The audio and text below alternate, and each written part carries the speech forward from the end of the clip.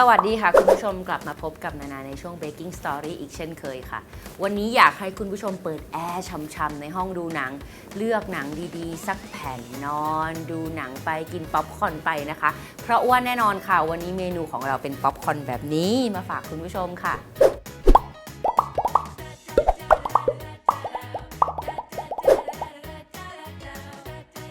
นานาก็แปลกใจตัวเองเหมือนกันนะคะคุณผู้ชมทุกครั้งที่คิดถึงป๊อปคอร์นจะคิดถึงโรงหนังจะบอกคุณผู้ชมเลยว่าหลายครั้งที่เข้าโรงหนังเนี่ยไม่ได้อยากดูหนังนะแต่อยากกินป๊อปคอร์นอร่อยๆนั่นเองค่ะป๊อปคอร์น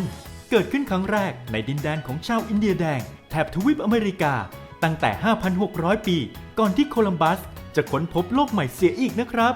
ซึ่งนับว่าเป็นอาหารทานเล่นที่มีมายาวนานมากอย่างไม่น่าเชื่อเลยนะครับ